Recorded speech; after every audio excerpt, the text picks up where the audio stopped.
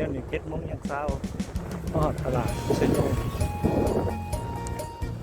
สิไปมื้อนี้สิไปตลาดลองเบิ่งสิฮอดก็ย่านฝนตก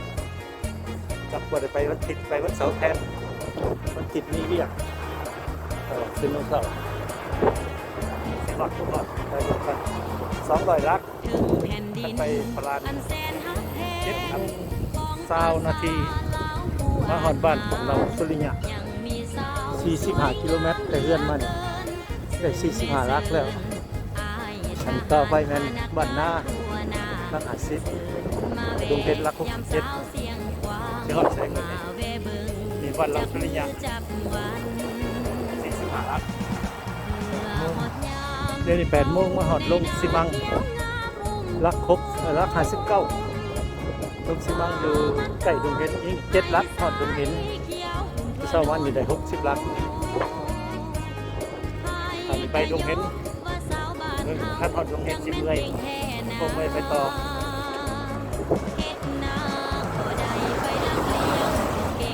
มาฮอดเมืองดงเพชรนี่67 ลักแต่เฮือนวัน67 ลักนี่เขาดงเพชรเพิ่มสิลองไปต่อเลยสิไปฮอดลงน้ำตาลจังว่ากัน9 ลัก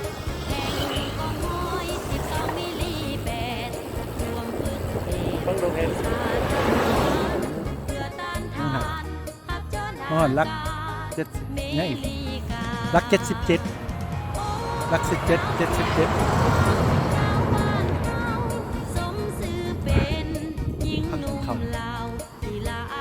ที่ยัดใส่องค์เติมองค์สวรรค์มาหอดลูกน้ำตาลทางไปตลาดน้ำตาลลัก81ได้21 ลักหอดพลาน21 ลักผลิตเป็นลัก102นะไปกลับ204 ลักนะตลาด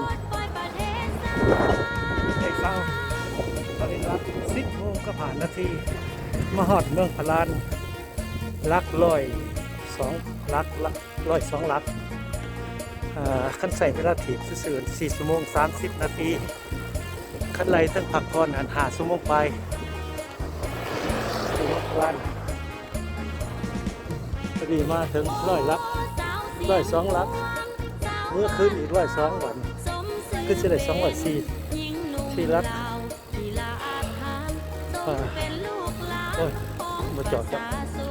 ติดกลับเลยเพราะว่าถึงเมื่อด้วย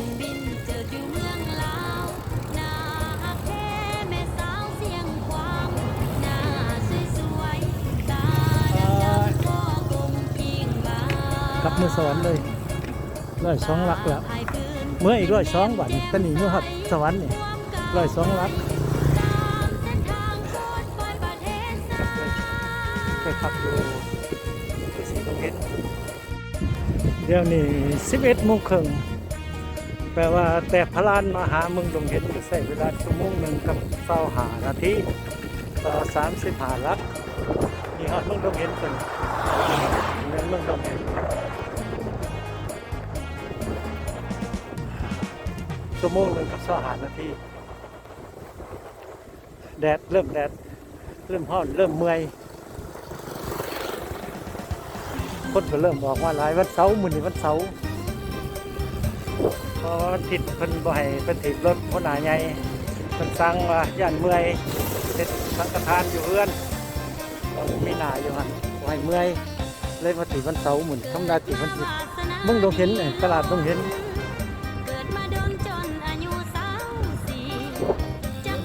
2 โมงมาฮอดลงน้ำตาลลงสิมังลัก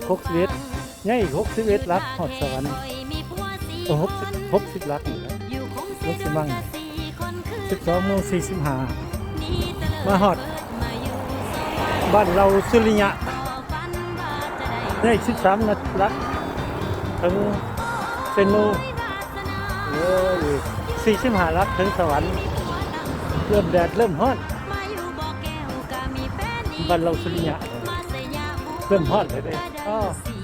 ไปบ่เป็นเลยไปจอดซื้อแท็กซี่เอาอีกคนละสักนี่โมงครึ่งมาฮอดเซโนได้อีก30 ลักถึงสวรรณเขตมีวงเวียนตลาดเก่าเมืองเซโน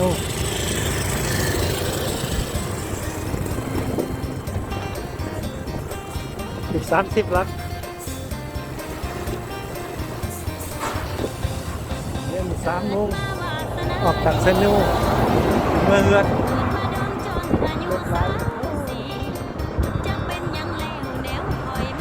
ก็3 โมงเมื่อเฮือนที่4ประมาณ6 โมง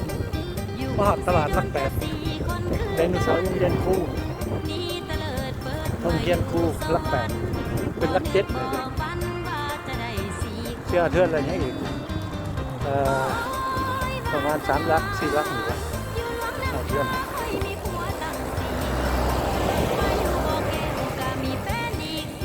ที่4 โมงครึ่ง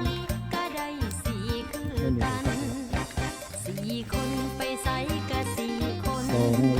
2 ลักกล้าไปไกลเพิ่นบ่ให้ไปไกล